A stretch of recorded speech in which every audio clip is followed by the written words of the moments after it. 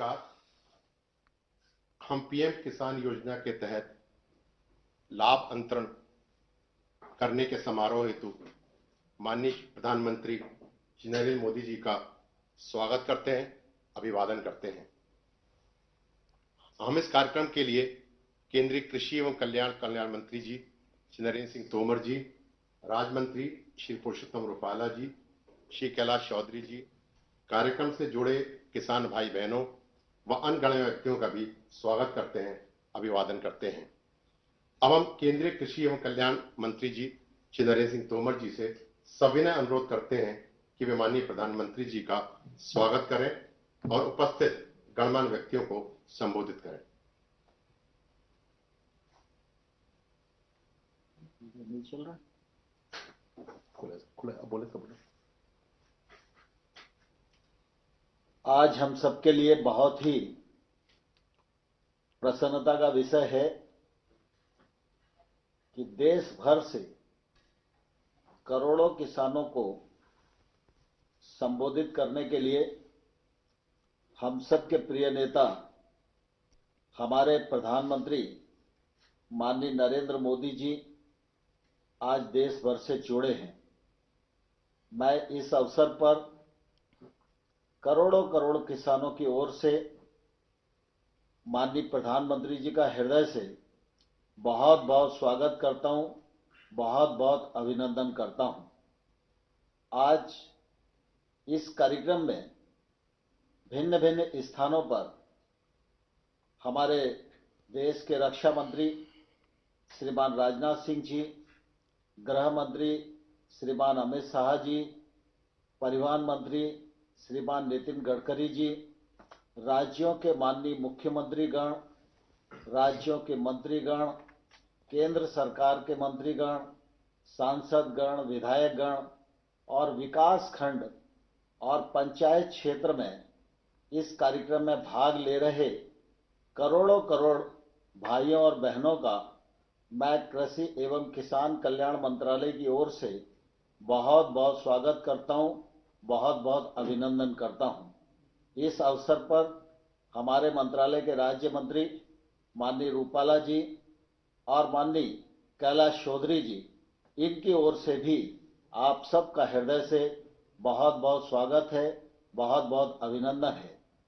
आज का यह कार्यक्रम हम सबके प्रिय नेता और प्रेरणा स्रोत माननीय अटल बिहारी वाजपेयी जी के जन्मदिन पर संपन्न हो रहा है।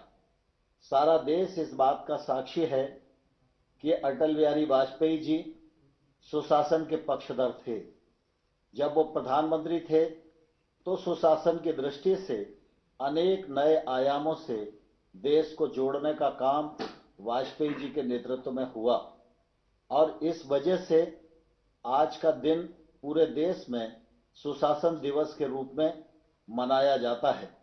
मैं इस अवसर पर अपने मंत्रालय के सभी लोगों की ओर से माननीय अटल जी के चरणों में अपना प्रणाम निवेदित करता हूं।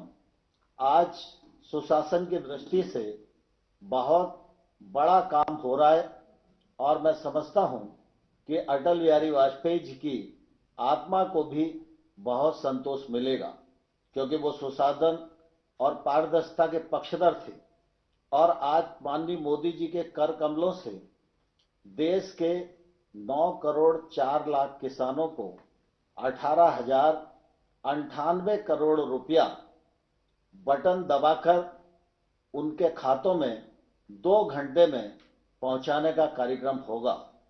यह पहली बार सारा देश और दुनिया इतनी बड़ी योजना को देख रही है कि इस योजना के क्रियान्वयन में ना कोई बिचौलिया है, ना कोई दलाल है। हम सब जानते हैं कि एक समय था जब देश के तत्कालीन प्रधानमंत्री यह कहा करते थे कि हम 100 रुपए केंद्र से भेजते हैं तो 15 रुपए गांव में जाते जाते बचते हैं, लेकिन आज मोदी जी के नेतृत्व में हम यह दावे के साथ कह सकते हैं कि आज 18,098 करोड़ रुपया नरेंद्र मोदी जी की सरकार भेजेगी तो पूरा का पूरा पैसा किसान के खाते में पहुंचेगा। वाजपेयी जी के समय में भी कृषि को महत्ता दी गई थी और उस स्वप्न को साकार करने के लिए 2014 से लगातार नरेंद्र मोदी जी के नेतृत्व में गांव गरीब किसान की उन्नति के लिए काम किया जा रहा है। हम सब इस अवसर पर किसानों को नमन करना चाहते हैं, क्योंकि कोविड के संकट में भी किसानों ने फसल की कटाई की, उपार्जन का काम गत वर्ष की तुलना में अधिक किया। ग्रीष्म ऋतु की फसलें, खरीफ की फसलें गत वर्ष से अधिक बोई गई, बम्पर उत्पादन हुआ और कृषि के क्षेत्र ने, किसानों के परिश्रम ने कोविड की इस प्रतिकूल परिस्थिति में भी अपनी प्रासंगिकता को सिद्ध किया है। और इसलिए लगातार इस बात की कोशिश की जा रही है कि कृषि का क्षेत्र मजबूत हो, गांव की अर्थव्यवस्था मजबूत हो। प्रधानमंत्री नरेंद्र मोदी जी के नेतृत्व में कृषि की अर्थव्यवस्था को बल देने के लिए लगातार इस दिशा में प्रयत्न किए गए हैं। लंबे समय से प्रतीक्षा थी, एमएसपी बढ़ना चाहिए, उसके लिए कोई पद्धति बनना चाहिए। माननीय मोदी जी के नेतृत्व में एमएसपी को बढ़ाया गया, खरीद के वॉल्यूम को बढ़ाया गया, अधिक पैसा लगाया गया। गेहूं और धान की खरीद पहले हुआ करती थी, दलहन और तिलहन को भी उसमें जोड़ा गया और लगातार ये कोशिश की गई कि किसानों के पास डीबीटी के माध्यम से पैसा पहुंचे। बजट की दृष्टि से भी अगर हम देखेंगे तो 13-14 की तुलना में आज का बजट 6 गुना अधिक यह नरेंद्र मोदी जी की दूरदर्शिता के कारण ही संपन्न हो सका है। देश में 86% छोटे किसान हैं। इन किसानों की आय बढ़ाने के लिए, इन किसानों के जीवन स्तर में बदलाव लाने के लिए, ये किसान महंगी फसलों की ओर आकर्षित हों, टेक्नोलॉजी का सपोर्ट इन्हें मिल सके, इसलिए 10,000 नए एफपीओ बनाने का काम भी मोदी जी के नेतृत्व में ही आज देश में संपन्न हो रहा है।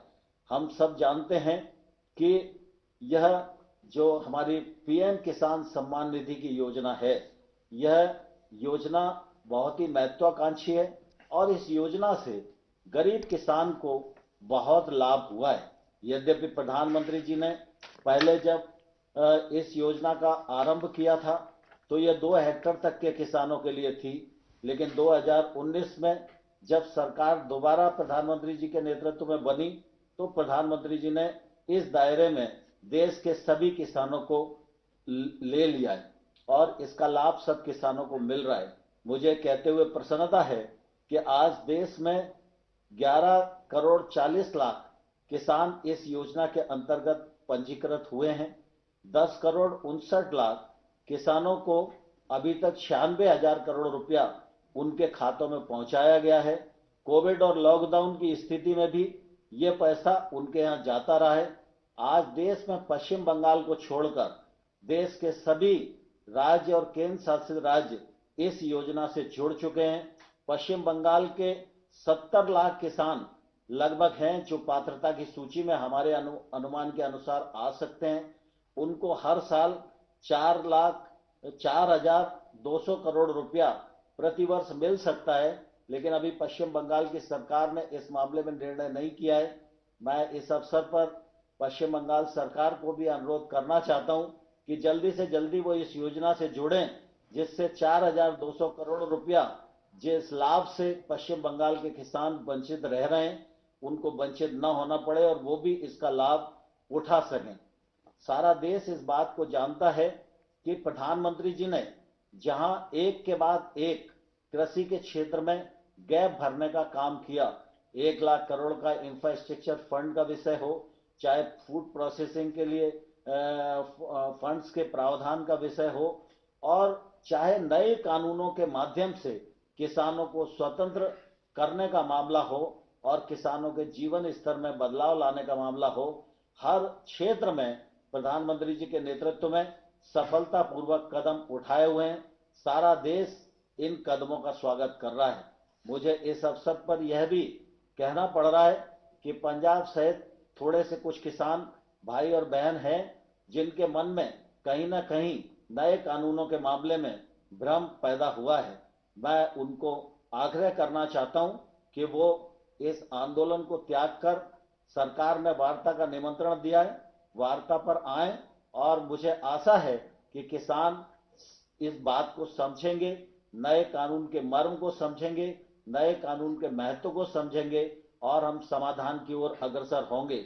मैं इस अवसर पर मुझे यह भी प्रसन्नता है कि प्रधानमंत्री जी के कार्यक्रम में जहां देश के हर विकास खंड और हर पंचायत में लोग उनको आज इस कार्यक्रम को सुन रहे हैं और इस कार्यक्रम से जुड़े हुए हैं, वहीं ऑनलाइन 8 करोड़ 2 लाख लोगों ने अपने आप को इस कार्यक्रम से जुड़ने के लिए रजिस्ट्रेशन कराया है। मैं उनका भी हृदय से स्वागत करता हूं और पुनः प्रधानमंत्री जी का करोड़ों करोड़ किसानों की ओर से बहुत बहुत स्वागत है, बहुत बहुत अभिनंदन है। धन्यवाद। जय भारत।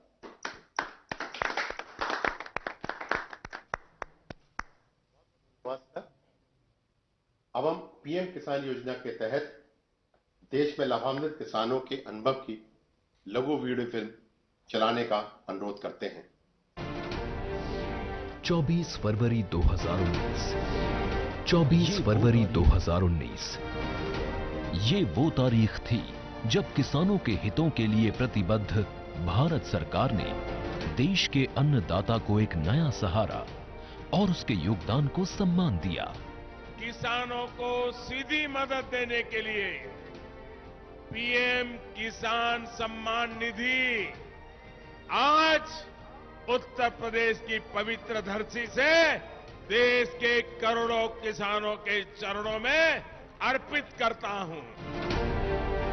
दशकों से उपेक्षित और विकास से वंचित हमारे अन्नदाता को हर वर्ष 6,000 रुपए की सहायता राशि आज सशक्त बना रही है और पिछले 2 सालों में प्रधानमंत्री किसान सम्मान निधि योजना के तहत अब तक 10 करोड़ 60 लाख भूजोतधारी किसानों के खातों में 95,000 करोड़ रुपए जमा किए जा चुके हैं। इस स्कीम से बहुत छोटे बड़े जमींदारों को सबको फायदा है और 4 महीने में किस्त आ जाती है बैंक में। मेरे में 6 किस्तें आ चुकी है, जिससे हमारा घर का और कृषि का सब काम चलता रहता है।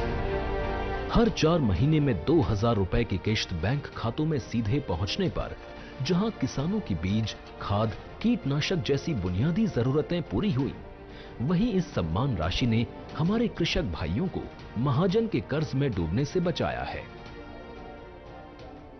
हमें हर वक्त साहूकार के पास जाना पड़ता था, भाई हमें 1,000 रुपए दे दे, 2,000 रुपए दे दे, कर्जा पानी से अपनी व्यवस्था चला पाते थे। अब हमें वो सब जरूरतें ना अपने बैंक से सम्मान निधि से पूरी हो जाती है। જે પૈસા મળ્યા એનાથી આ વર્ષે અમારે ખાતર બિયારણ દવાઓનો ખર્ચો નીકળી જાય છે, તેનાથી સમયસર દવાઓ અને ખાતર મળવાથી ઉત્પાદન પણ સારું આવ્યું અને એનાથી ખૂબ ખૂબ અમને આ વર્ષે લાભ થયો।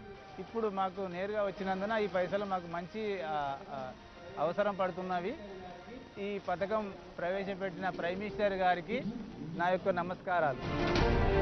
उधर कोरोना काल में लॉकडाउन के दौरान भी 43,000 करोड़ रुपए से अधिक की सम्मान राशि ने किसानों को न किसी के सामने झुकने दिया और न ही उनके कृषि कार्य को रुकने दिया। लॉकडाउन में हमें समय से पैसा आया, बाकी हमें जो लॉकडाउन में जैसे सब्जी का काम करते, सब्जी का हमारा काम खत्म हो गया था, माल जा नहीं पा रहा था, उससे हम हमारे घर खर्चे हमने चलाए उससे। और आज ये एक ऐतिहासिक क्षण है जब 9 करोड़ भूजोत कृषक परिवारों के खातों में 18,000 करोड़ रुपए की सहायता राशि ट्रांसफर की जा रही है। लाभार्थियों की ये संख्या कई देशों की कुल आबादी से भी कहीं ज्यादा है। पीएम किसान सम्मान निधि के ये 2 साल हैं भूजोत किसान की मुस्कान के, कृषक के सशक्तिकरण और सम्मान के। आज भारत सरकार से सहायता पाकर मेरे देश का किसान खुशियों की फसल बो रहा है और किसान के साथ साथ पूरा देश सफल हो रहा है।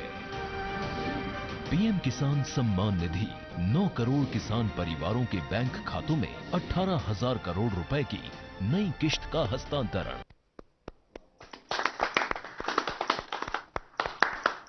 वीडियो के लिए धन्यवाद। भारत के सभी हिस्सों से इस योजना के सकारात्मक अनुभव और प्रतिक्रिया देखकर हार्दिक अनुभूति हुई। अब हम माननीय प्रधानमंत्री जी से अनुरोध करेंगे कि वे बटन दबाएं और प्रत्यक्ष लाभ अंतरण के माध्यम से 9 करोड़ से अधिक किसानों को 18,000 करोड़ रुपए से अधिक की धनराशि जारी करें। यह राशि लाभार्थियों के बैंक खातों में आज ही तत्काल अंतरित हो जाएगी। माननीय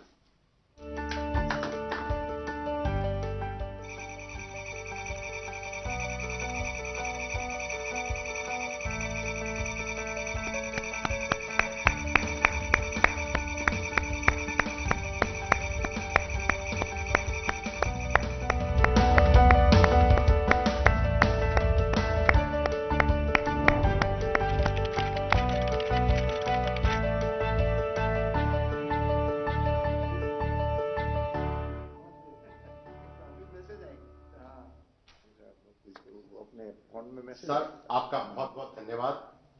अब माननीय प्रधानमंत्री जी से देश के विभिन्न भागों के किसानों के साथ इस विभाग की योजनाओं के तहत उनके अनुभव के बारे में परस्पर बातचीत करने के लिए आमंत्रित करना चाहते हैं। सबसे पहले मैं अरुणाचल प्रदेश के लोअर दिबांग वैली जिले के श्री गगन पेरिंग जी से आमंत्रित करूंगा कि वे पीएम किसान योजना के साथ ही ऑर्गेनिक एफपीओ के लाभार्थी हैं। श्री गगन पेरिंग जी। गगन जी नमस्कार। प्रणाम सर। जय हिंद। अरुणाचल के लोगों को तो जय हिंद कहना होता है। आपको पीएम किसान सम्मान निधि से जो पैसा मिल रहा है उसको आप कैसे उपयोग करते हैं? गगन जी इतने दूरी पर हैं, इतने पहाड़ों में हैं, कैसे करते हैं आप? सर मुझे हर साल हर महीने के चार महीने के पीछे 2,000 करके 3 बार मिला। कुल मिला के मुझे 6,000 मिला। उस पैसे को मैं ऑर्गेनिक खाद, दवा और कुछ मजदूरी के ऊपर कर सकिया। और फिर किस प्रकार से इसको आगे बढ़ाया? क्योंकि ऑर्गेनिक फार्मिंग किया तो कुछ तो करना पड़ा होगा आपको। सर एफपीओ बनाया हमने, फार्मर प्रोड्यूसर कंपनी बना के हमारा उसको और आगे बढ़ा रहा है अभी। अच्छा, एफपीओ यानी फार्मर प्रोड्यूसर ऑर्गेनाइजेशन चलाते हैं और वो भी ऑर्गेनिक फार्मिंग से जुड़े किसानों का।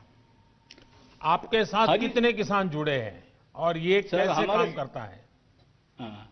सर सुनाई दे रहा है गगन जी मेरी बात? सर कितने किसान जुड़े हैं आपके साथ और किस प्रकार से काम करते हैं? 446। अच्छा। ऑर्गेनिक अदरक उगाते हैं हम। क्या क्या उगाते हैं? ऑर्गेनिक अदरक, जिंजर। अच्छा, जिंजर। और हाँ, जिंजर उगाते हैं। और क्या मार्केट मिल जाता है? मार्केट फिलहाल तो सर अभी अपना इंडिया के अंदर में हमने बेंगलोर में पिछला बार बेचा, उसके बाद दिल्ली में। अच्छा, मतलब आप एक प्रकार से छोटे किसानों को प्राइवेट कंपनी के साथ जोड़ते भी हैं। क्या वो कंपनी जो आपसे जिंजर खरीदती है वो आपसे जिंजर ही ले जाती है कि जमीन भी उठा के ले जाती है? सर हाल ही में हमने प्रवर्ता फूड कंपनी से एग्रीमेंट किया है, लेकिन वो हमारा जितना प्रोडक्ट है उसका फिनिशिंग प्रोडक्ट को ले जाने का एग्रीमेंट किया है, जमीन को नहीं। जमीन अपना है, अपना ही रहेगा। आप अरुणाचल के इतने कोने में बैठे हैं, आपको विश्वास है कि आपकी जमीन सुरक्षित है, लेकिन कुछ लोग ऐसा भ्रम फैला रहे हैं कि आपकी फसल का कोई कॉन्ट्रैक्ट करेगा, एग्रीमेंट करेगा तो जमीन भी चली जाएगी। अब इतना झूठ बोल रहे हैं। अच्छा हुआ गगन जी आपने अपना अनुभव शेयर किया, मैं आपका बहुत आभारी हूं।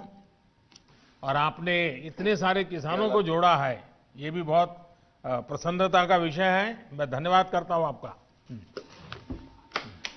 धन्यवाद गगन जी। अब मैं उड़ीसा के नौपाड़ा जिले के श्री नवीन ठाकुर जी को आमंत्रित करूंगा, जो पीएम किसान योजना के साथ साथ किसान क्रेडिट कार्ड योजना के भी लाभार्थी हैं। श्री ठाकुर जी। नवीन जी जय जगन्नाथ। माननीय प्रधानमंत्री जी मेरा नमस्कार। बताइए क्या किस प्रकार के योजना का आपको लाभ हुआ, क्या कहना चाहेंगे आप? मुझे पीएम 5 किस्तों में 10,000 कि पीएम किसान सहायता प्राप्त हुआ है। मैंने इस धन को खाद, बीज, कीटनाशक खरीद के लिए उपयोग किया है। एकीकृत यानी खेती और पशुपालन के लिए धन का उपयोग करने की योजना बना रहा हूँ। अच्छा, भारत सरकार एक किसान क्रेडिट कार्ड देती है, वो आपको मालूम है क्या? जी, आपको किसान क्रेडिट कार्ड मिला है? मिला है सर। अच्छा, तो उसका क्या करता है? मुझे 12 मार्च 2019 को क्रेडिट कार्ड मिला है। मैंने 4% के ब्याज दर से बैंक से 27,000 का ऋण लिया है। पहले तो 20% के ब्याज दर से साहूकार से कर्जा लेना पड़ता था। अब 4% के हिसाब ब्याज दर से मेरे को ऋण मिल रहा है और मैं इस धन को बीज, खाद, कीटनाशक के लिए केसीसी का उपयोग किया है। केसीसी और पीएम किसान की योजना के लाभ से मेरे जीवन स्तर में सुधार हुआ है। इसीलिए आपको प्रधानमंत्री जी मेरा नमस्कार। नवीन जी, आपके पास कितनी जमीन है और आपको ये जो किसान क्रेडिट कार्ड केसीसी की सुविधा जो आपको मिली है, तो अब आप ये खर्च कहाँ से करते हैं? पहले क्या करते थे? पहले कैसा करते थे? मेरे पास 1 एकड़ 40 डिसमिल जमीन है। अच्छा, इतना छोटी जमीन है? छोटी जमीन है। हाँ, उसमें धान का फसल उगा रहा हूँ। मुझे अन्य फसल करने के भी शौक है। तो कुछ शुरू किया है? अभी तो कुछ किया नहीं हूँ, लेकिन शौक तो है। नहीं, करना चाहिए। अच्छा विचार आपको आया है, क्योंकि हमने इस प्रकार से हिम्मत के साथ नई चीजें करना चाहिए। देखिए नवीन जी, अटल जी की सरकार ने किसानों को बैंकों से सस्ते ऋण की ये योजना शुरू की थी और आज उनका जन्मदिन है। अब इसको आप जैसे उड़ीसा में दूर सुदूर बैठे किसानों तक ये मिशन मोड पर काम करने के कारण पहुंचा है। और जैसा आपने कहा, ब्याज में राहत हो गई है, आपको किसी बहुत बड़े ब्याज से पैसा नहीं लेना पड़ रहा है। अब आप नई नई फसल की तरफ जाना चाहते हैं। यही सारी बातें हैं जो छोटे छोटे किसानों को मदद हो, इसलिए सरकार काम कर रही है। और मेरा आपसे आग्रह होगा, आप भी छोटे छोटे किसानों को समझाइए कि ये केसीसी कार्ड नहीं मिला है तो प्राप्त कर लें, केसीसी कार्ड का उपयोग करते बैंकों से पैसे लें, ज्यादा ब्याज से पैसे न लें, अपने बच्चों के लिए ज्यादा खर्चा करें, अपने खेती के लिए ज्यादा खर्चा करें। ये जरूर सबको बताइए। करेंगे नवीन जी? जी, पक्का करेंगे? जी, पक्का करूंगा सर। चलिए, जय जगन्नाथ आपको। नमस्कार सर। धन्यवाद। अब मैं हरियाणा के फतेहाबाद जिले के श्री हरि सिंह जी को आमंत्रित करूंगा, जो पीएम किसान योजना के साथ क्रॉप डाइवर्सिफिकेशन योजना के लाभार्थी हैं। हरि सिंह जी नमस्ते। नमस्कार, नमन प्रणाम सर। नमस्कार था। बताइए हरि किशन जी। मैं हरि सिंह बिश्नोई, पुत्र श्री फकीरचंद, निवासी नाढोड़ी, जिला फतेहाबाद, हरियाणा का निवासी हूँ। हम 4 भाई 40 एकड़ में संयुक्त खेती करते हैं। मेरे परिवार में हम 15 सदस्य, कुल 15 सदस्य हैं और 35 वर्ष से खेती कर रहा हूं मैं।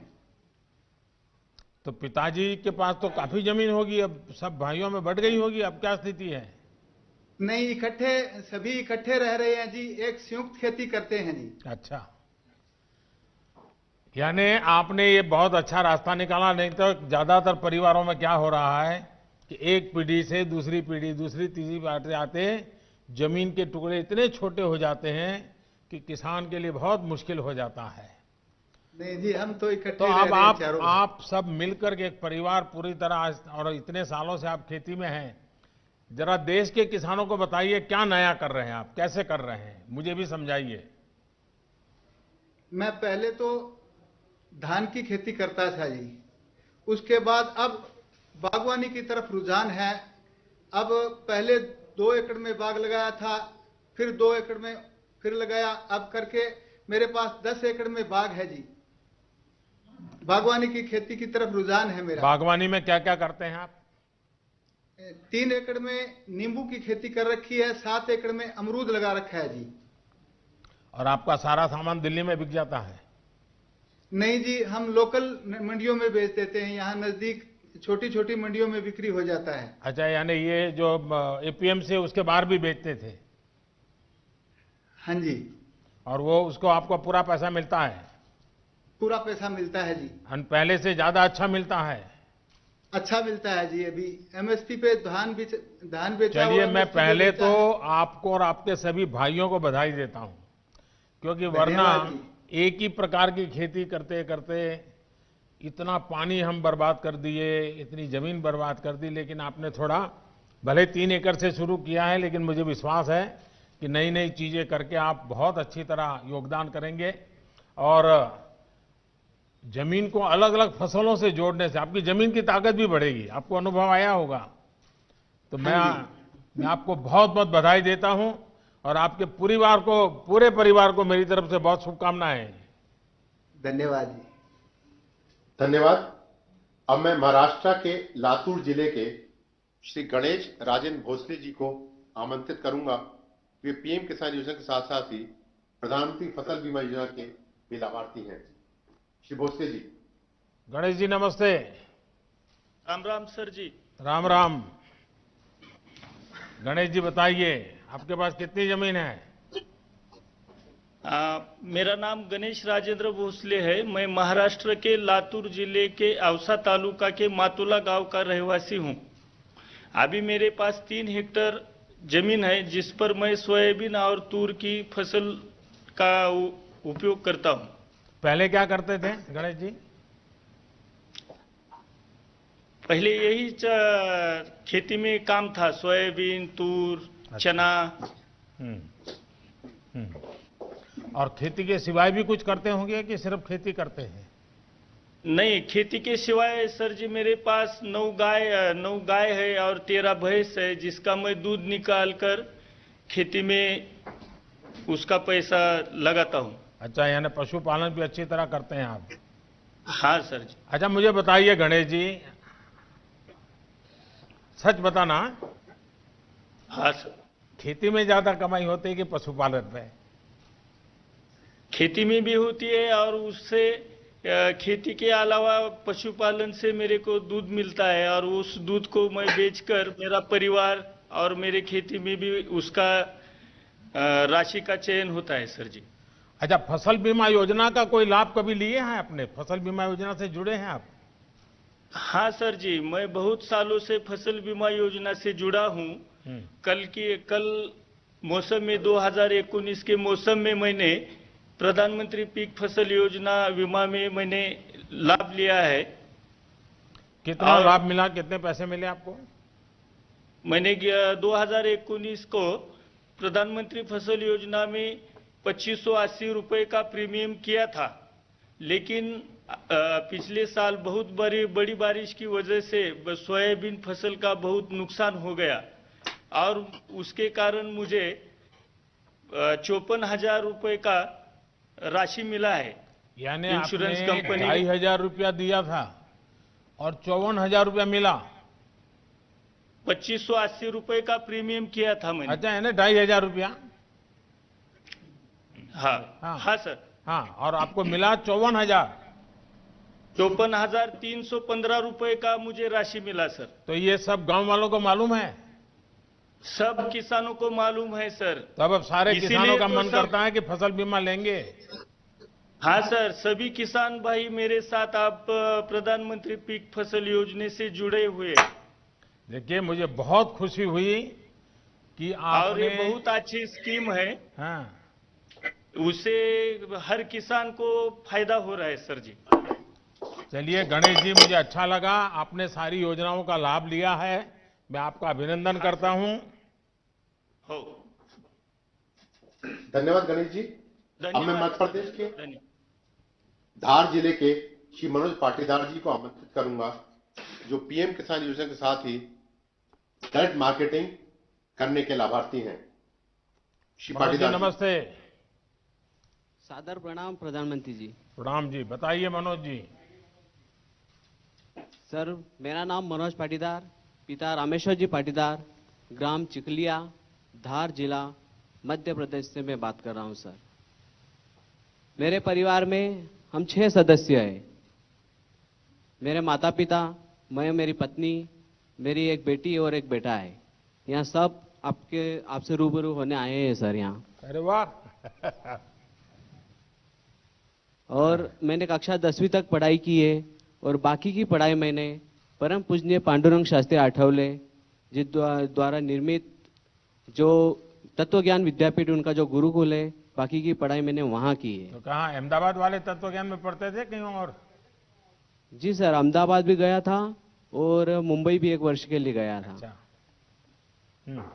और मेरे संयुक्त परिवार की सब होके 6 हेक्टेयर जमीन है, जिसमें मैं रबी में गेहूं, चना, मटर, लहसुन और प्याज की खेती करता हूं और खरीफ में सोयाबीन और मक्का की खेती करता हूं सर।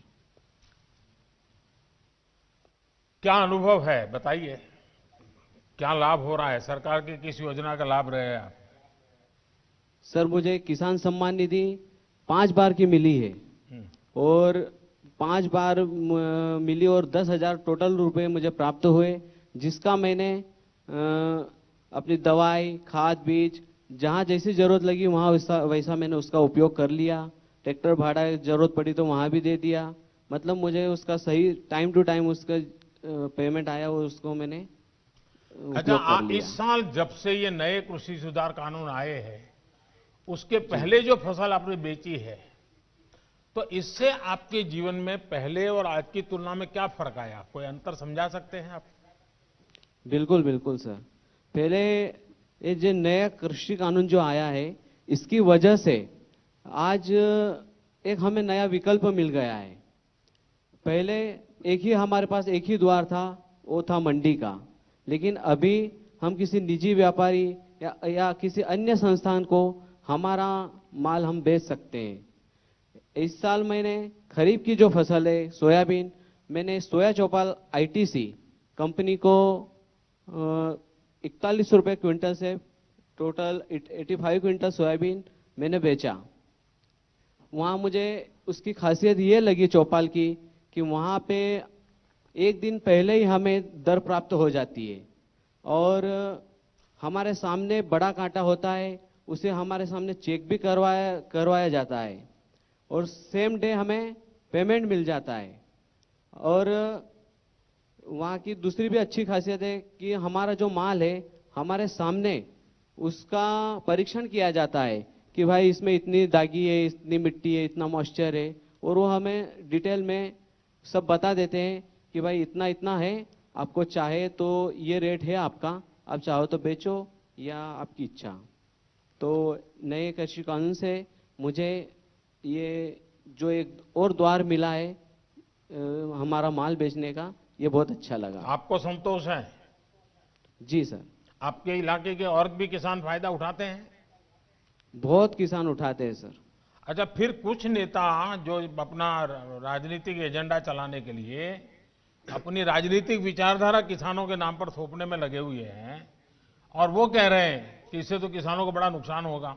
आप तो खुद किसान हैं और आप कह रहे हैं फायदा होगा, तो कहीं ऐसा तो नहीं है प्राइवेट वाले दाम इधर उधर करके मिट्टी है, टिकना है, फलाना है और आपके पैसे काट लेते हैं? ऐसा तो नहीं होता है ना सर? अगर ऐसा वो बता देंगे तो हम हमारा माल देंगे ही नहीं, और दूसरी बात वो हमें हमारा पूरा परीक्षण हमारे सामने करके देते हैं। मतलब अलग से किधर लेके नहीं जाते हैं, हमारे सामने हमको बताते हैं कि ये इसमें इतना मिट्टी है तो इतना पेमेंट इसका कटेगा या नहीं कटेगा, या तो वो हमें सलाह दे देते हैं कि आप भाई इसको ग्रेडिंग करके ले आओ, मॉइस्चर हो तो सूखा कर ले आओ। यानी आपको पूरी तरह विश्वास है कि इस नई व्यवस्था से किसान को सचमुच में लाभ होगा? हाँ, हमें बिल्कुल विश्वास है सर। चलिए मनोज जी, मैं बहुत आभारी हूं आपका और आपके पूरे परिवार के लोग यहाँ आए हैं, मैं उन सबको भी प्रणाम करता हूं और आपने सर मेरा एक निवेदन है सर। जी जी बताइए। सर हमारे कृषि में हमें अभी जंगली जानवर हमें बहुत परेशान हो रहे हैं, जिनको घोड़ा रोज बोलते हैं। हाँ ये बात सही है आपकी। तो हमारे किसान लोग बहुत परेशान हैं। मुझे आज एक जगह मिल गई है कि डायरेक्ट मैं आपसे ये बात कर सकूं। ये बात सही है। कई जगह पे ये, जब मैं गुजरात में मुख्यमंत्री था तब भी ये समस्या मेरे सामने आती थी, लेकिन इस देश में अभी जो ये किसान आंदोलन के नाम से बैठे हुए हैं, उन्हीं की विचारधारा के उस दूसरे लोग एनवायरनमेंट के नाम पर आंदोलन चला करके अगर किसी किसान ने किसी पशु को मार दिया तो उसको जेल भिजवा देते हैं यही लोग। यानी वो उधर एक आंदोलन चलाना, इधर दूसरा आंदोलन चलाना, क्योंकि उनकी राजनीतिक विचारधारा से करते हैं। और इसके कारण, लेकिन ये बात सही है कि इसका समाधान हम सबको मिलकर निकालना होगा।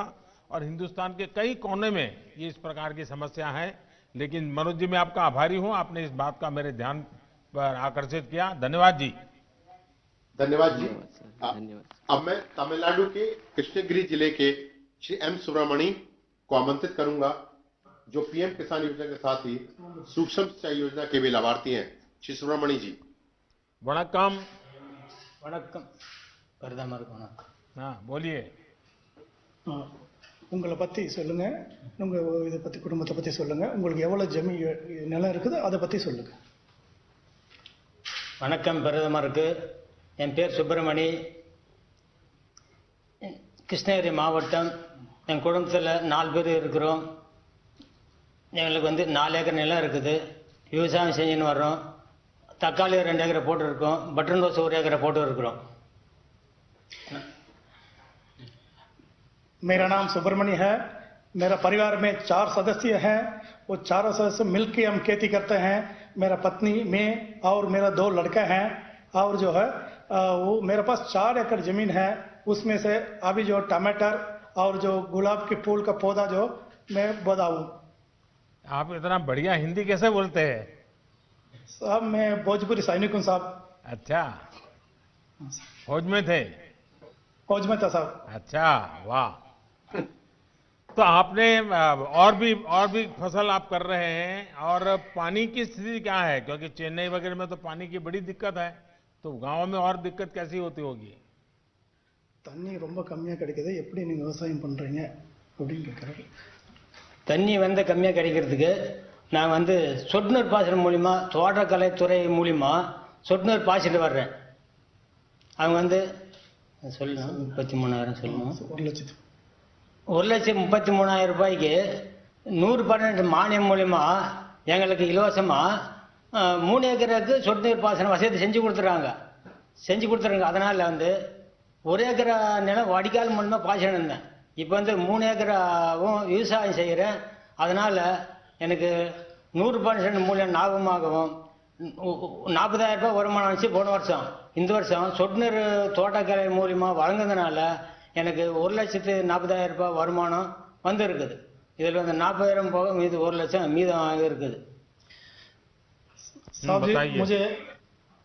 साहब जी मुझे पहले जो बहुत पानी की यहाँ का कमती वजह से 4 एकड़ जमीन होने के बावजूद भी मुझे 1 ही एकड़ का जो जमीन का पानी का जो पूरा होता था. अभी जो ये ड्रिप इरिगेशन करके, ये जो ड्रिप इरिगेशन के बारे में जो हॉर्टिकल्चर का जो अधिकारी लोग मुझे सलाह देने की वजह से, सलाह के साथ साथ इन्होंने 1,33,000 की जो है इन्होंने जो 100% जो मान्यता दिया है, मान्यता सब्सिडी दिया है.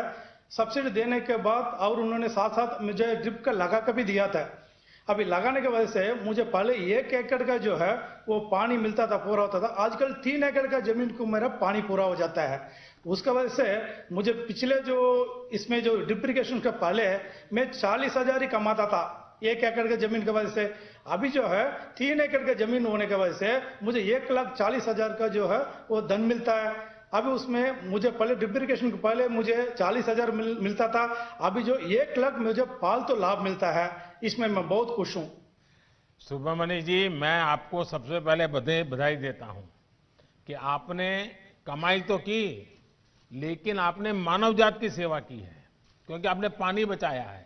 और सरकार की ये जो ड्रिप इरिगेशन, माइक्रो इरिगेशन की योजना है, जो पूरे देश में बहुत बड़ा अभियान चल रहा है, उसका आपने फायदा उठाया और इस फायदे के कारण आपका 1 लाख रुपया आय भी बढ़ी, पानी भी बचा, आय भी बढ़ी और आपकी जमीन का उपयोग भी हुआ। और इसलिए ये आपने ये लंबी सोच के साथ ये विचार किया, इसके लिए आप बहुत अभिनंदन के अधिकारी हैं। लेकिन मैं आपसे आग्रह करूंगा, आप इतने जागरूक किसान हैं, और किसानों को भी समझाइए कि पानी ज्यादा जरूरत नहीं होती है। अगर पानी को बूंद बूंद डालें तो भी अच्छी फसल होती है, लेकिन किसान के मन में क्या है कि जब तक पूरा खेत पानी से भरा हुआ देखता नहीं, तब तक उसको लगता है कि कुछ रह गया। हकीकत में तो पानी उसके मूल में जाना चाहिए और बूंद बूंद से जा सकता है। अगर ये काम आप कर लिए, बहुत बढ़िया किए हैं। और यहां तो मेरे सामने जय जवान भी है, जय किसान भी है। चलिए, वणक्कम आपको। धन्यवाद सुब्रमणि जी। अब मैं उत्तर प्रदेश के महाराजगंज जिले के श्री राम गुलाब को आमंत्रित करूंगा, जो कि पीएम किसान योजना के साथ साथ फार्मिंग एग्रीमेंट भी करते हैं। श्री राम गुलाब जी। राम गुलाब जी नमस्ते। प्रणाम सर, आपके चरणों में। हमारा नाम राम गुलाब है। मैं बनग्राम बीट मरकदमा राजा जिला महाराजगंज उत्तर प्रदेश के एक छोटा किसान हूं। मेरे पास महोदय 1.5 एकड़ जमीन है। इसमें हम धान, गेहूं और सब्जी की खेती करता हूं। मेरे परिवार में महोदय मेरे माता पिता एवं 3 बच्चे एवं उनकी बहुएं भी आ चुकी हैं। कुल 10 परिवार से हम रहते हैं एक साथ। तो इतनी छोटी जमीन का टुकड़ा और इतना बड़ा परिवार, आपने कैसा व्यवस्था क्या नई बनाई है? सर, हम एक किसानों के साथ मिलकर के एक एफपीओ का गठन किए हैं, जिसमें हमारे 100 किसानों से हम महोदय शुरू किए हैं, जिसे आपसे कहने में बड़ा खुशी, आभार व्यक्त करते हैं कि आपसे हम रूबरू हो रहे हैं। और वह खेती जो है सबके साथ मिला करके एफपीओ के द्वारा हम सर करते हैं। वह शकरकंद की खेती नए प्रजाति में इस समय कर रहे हैं। अच्छा, आपके 100 के 100 किसान जो है, जिनका आपने समूह बना दिया है, एफपीओ बनाया है, सबके सब शकरकंद की खेती करते हैं? नहीं सर, अभी इन साल नया फसल ये आई है। और हम पहले सर धान, गेहूं एवं सब्जी की खेती अधिक मात्रा में करते थे। इस समय लगभग 10 टन देने के लिए एग्रीमेंट अहमदाबाद कंपनी से महोदय हम इस समय किए हैं। जिला महाराजगंज सभागार में, कलेक्ट्रेट सभागार में। और उसमें कृषि विभाग एवं नाबार्ड और महोदय एक एनजीओ महाराजगंज के मुख्यधार हैं, विनोद कुमार तिवारी सर, इनके माध्यम से हम। तो ये आपके साथ जो 100 किसान जुड़े हैं, उसमें बड़े किसान हैं कि छोटे किसान हैं? सर, उसमें सब छोटे छोटे किसान हैं और सब बनटांगिया के ही किसान हैं। महाराजगंज में महोदय 18 बनटांगिया किसान, 18 बनग्राम हैं, जिनमें से पहले 100 किसान से हम जुड़ करके इस समय महोदय 300 से ऊपर किसान इसमें जुड़ चुके हैं। अरे वाह! तो ये अहमदाबाद की कंपनी आपसे माल खरीद रही है, आपको पूरे पैसे दे रही है? सर, हमसे उनसे एग्रीमेंट हुआ है। हम पहले 10 से 15 रुपये किलो हम उसको बेच देते थे लोकल मार्केट में, और उनसे हमसे 25 रुपया का एग्रीमेंट हुआ है और वो हमारे घर से लेके जाएंगे। अरे वाह! इसमें हमें किसी प्रकार का भाड़ा नहीं देना है, ना ही कोई बिचौलिया का है। तो आपको ये नए कृषि सुधार के कारण सबसे बड़ा लाभ होगा, ऐसा आपको लगता है? जी। और ये जमीन तो नहीं चली जाएगी ना? नहीं सर, इससे तो हम देख रहे हैं जमीन नहीं जाएगी, केवल हमारे फसल के नहीं, उत्पाद ये झूठ फैलाया जा रहा है जी। आप जैसे लोग जब बोलते हैं तब विश्वास लोगों का बढ़ता है कि भाई इसे जमीन नहीं जाती है, हमारे फसल बिकती है। और फसल पहले बर्बाद होती थी, अब बिकती है। चलिए मैं आपको बहुत बधाई देता हूं और आपने खुद का तो किया लेकिन छोटे छोटे छोटे 300 किसान तक आप पहुंच गए। मैं मानता हूं ये महाराजगंज में आपके द्वारा बहुत बड़ी क्रांति आएगी और उसकी बात पूरे उत्तर प्रदेश में फैलेगी, बहुत बड़ा लाभ होगा। मैं आप सबको बहुत बहुत बधाई देता हूं। धन्यवाद सर, रामगोपाल जी की तरफ से हम आपको हार्दिक दिल से अभिनंदन करता हूं। बस किसानों के आशीर्वाद बने रहे ताकि हम देश के किसानों का कल्याण करते रहें। श्री राम गुलाब जी, आपका बहुत बहुत धन्यवाद। अब हम माननीय प्रधानमंत्री जी से देश को संबोधित करने का अनुरोध करते हैं। देश भर से जुड़े मेरे किसान भाई बहन, इस कार्यक्रम में देश में अलग अलग स्थानों से जुड़े केंद्र सरकार के मंत्रीगण, राज्य सरकारों के मंत्रीगण, आदरणीय सभी मुख्यमंत्रीगण, पंचायत से लेकर के पार्लियामेंट तक चुने हुए सारे जनप्रतिनिधि और सब गांवों में जाकर के किसानों के बीच में बैठे हैं। मैं आप सबको और मेरे किसान भाइयों बहनों को मेरी तरफ से नमस्कार। किसानों के जीवन में खुशी, ये हम सभी की खुशी बढ़ा देती है और आज का दिवस तो बहुत ही पावन दिवस भी है। किसानों को आज जो सम्मान निधि मिली है उसके साथ ही आज का दिन कई अवसरों का संगम बनकर भी आया है। सभी देशवासियों को आज क्रिसमस की भी बहुत बहुत शुभकामनाएं। मेरी कामना है क्रिसमस का ये त्योहार विश्व में प्रेम, शांति और सद्भाव का प्रसार करे। साथियों, आज मोक्षदा एकादशी है, गीता जयंती है। आज ही भारत रत्न महामना मदन मोहन मालवीय जी की भी जयंती है। देश के महान कर्मयोगी, हमारे प्रेरणा पुरुष स्वर्गीय अटल बिहारी वाजपेयी जी की भी आज जन्म जयंती है। उनकी स्मृति में आज देश गुड गवर्नेंस डे भी मना रहा है। साथियों, अटल जी ने गीता के संदेशों के अनुरूप जीवन जीने का लगातार प्रयास किया। गीता में कहा गया है, स्वे स्वे कर्मणि अभिरतः संसिद्धिम लभते नरः, यानी जो अपने स्वाभाविक कर्मों को तत्परता से करता है उसे सिद्धि मिलती है। अटल जी ने भी अपना पूरा जीवन राष्ट्र के प्रति अपने कर्म को पूरी निष्ठा से निभाने में समर्पित कर दिया। सुशासन को, गुड गवर्नेंस को अटल जी ने भारत के राजनीति और सामाजिक विमर्श का हिस्सा बनाया। गांव और गरीब के विकास को अटल जी ने सर्वोच्च प्राथमिकता दी।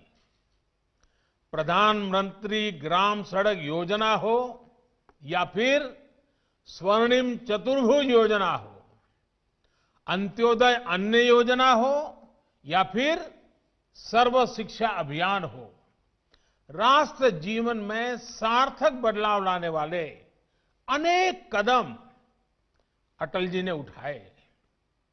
आज पूरा देश उनको स्मरण कर रहा है, अटल जी को नमन कर रहा है।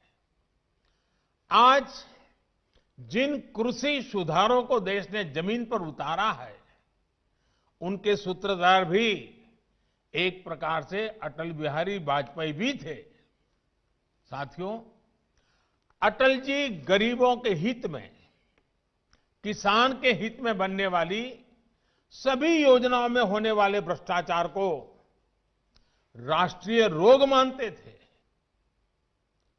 आप सबको याद होगा, उन्होंने एक बार पहले की सरकारों पर कटाक्ष करते हुए एक पूर्व प्रधानमंत्री की बात याद दिलाई थी और उनको याद दिलाते उन्होंने कहा था कि रुपया चलता है तो रुपया घिसता है, रुपया घिसता है तो हाथ में लगता है और धीरे से जेबों में चला जाता है।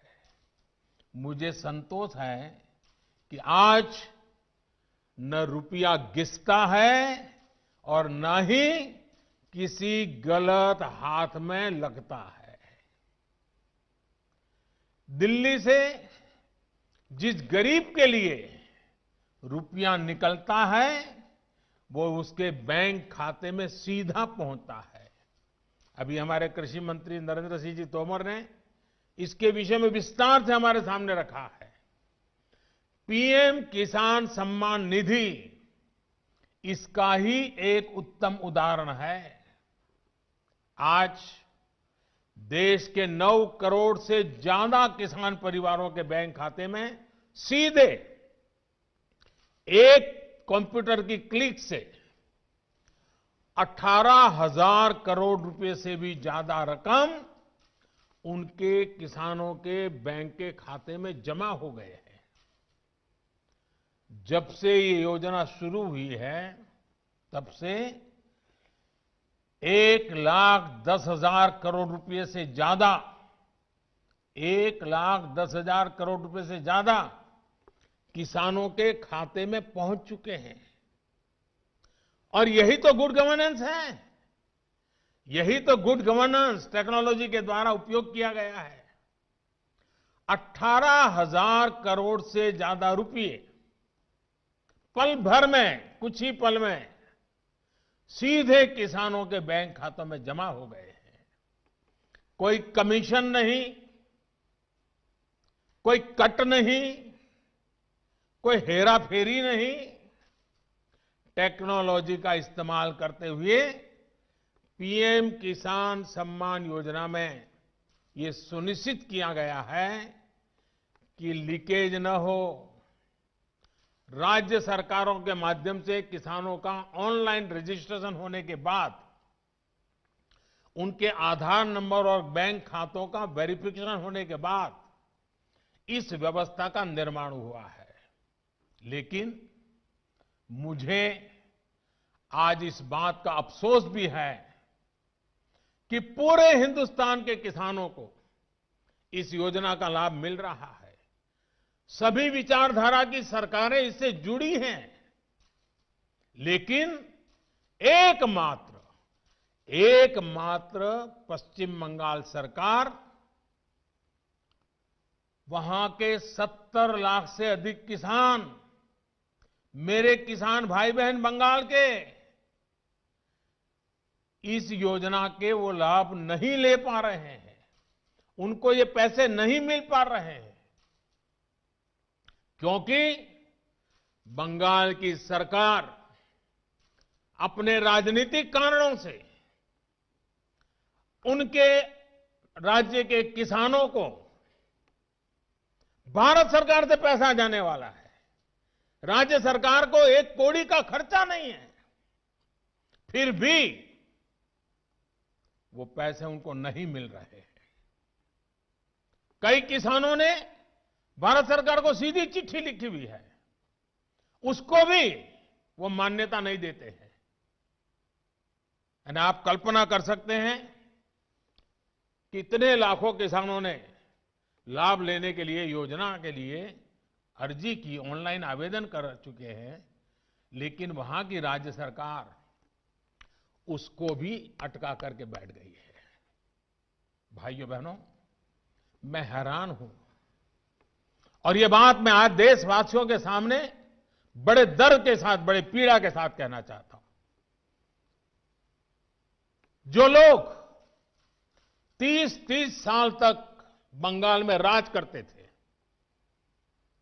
एक ऐसी राजनीतिक विचारधारा को लेकर के बंगाल को कहां से कहां ला करके उन्होंने हालत करके रखी है, सारा देश जानता है। और ममता जी के 15 साल पुराने भाषण सुनोगे तो पता चलेगा कि इस राजनीतिक विचारधारा ने बंगाल को कितना बर्बाद कर दिया था। अब ये कैसे लोग हैं?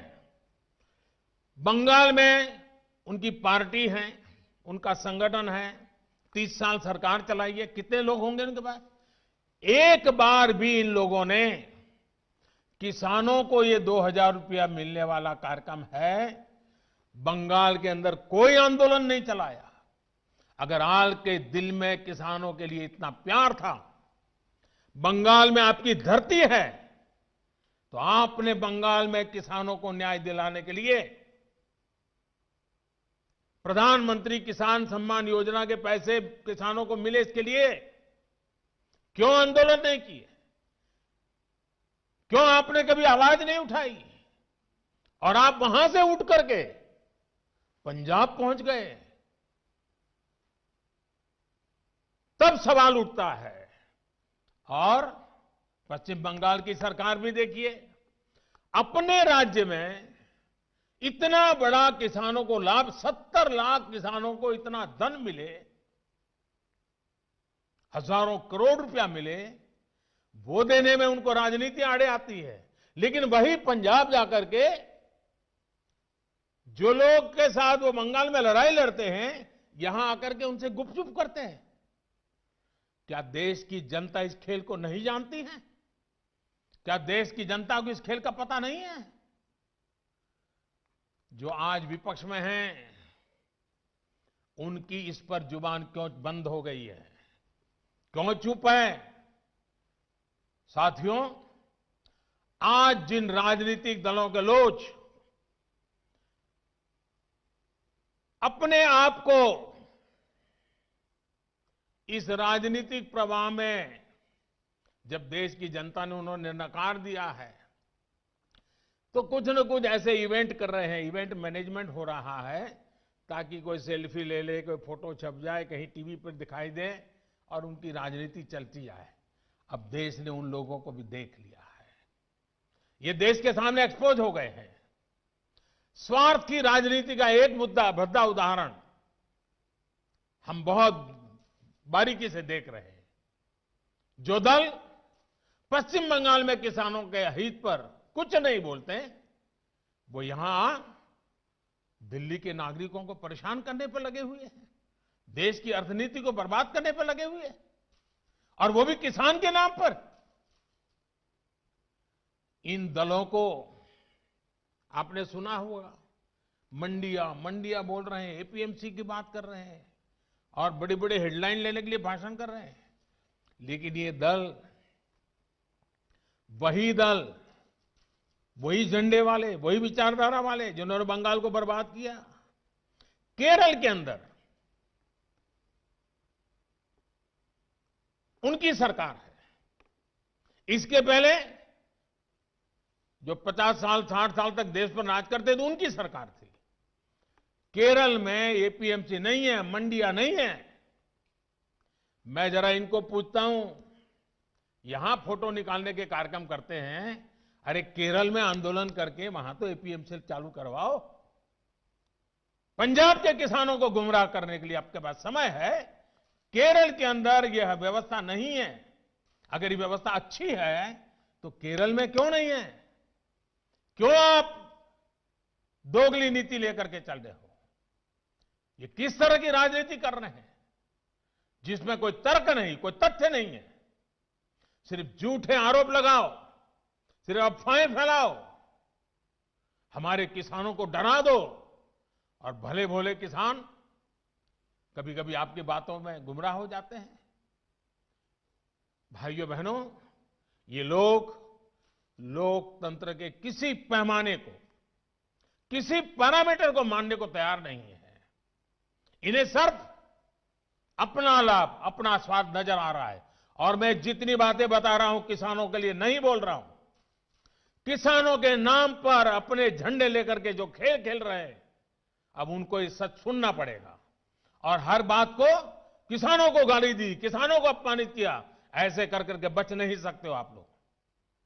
ये लोग अखबारों और मीडिया में जगह बनाकर राजनीतिक मैदान में खुद के जिंदा रहने की जड़ी बूटी खोज रहे हैं, लेकिन देश का किसान उनको पहचान गया है। अब देश का किसान उनको ये जड़ी बूटी कभी देने वाला नहीं है। कोई भी राजनीति, लोकतंत्र में राजनीति करने का उनको हक है, हमें इसका विरोध नहीं है, लेकिन निर्दोष किसानों की जिंदगी के साथ न खेलें, उनके भविष्य के साथ खिलवाड़ न करें, उन्हें गुमराह न करें, भ्रमित न करें। साथियों, ये वही लोग हैं जो बरसों तक सत्ता में रहे। इनकी नीतियों की वजह से देश की कृषि और किसान का उतना विकास नहीं हो पाया जितना उसमें सामर्थ्य था। पहले की सरकारों की नीतियों की वजह से सबसे ज्यादा बर्बाद वो किसान हुआ जिसके पास न तो ज्यादा जमीन थी, न ज्यादा संसाधन।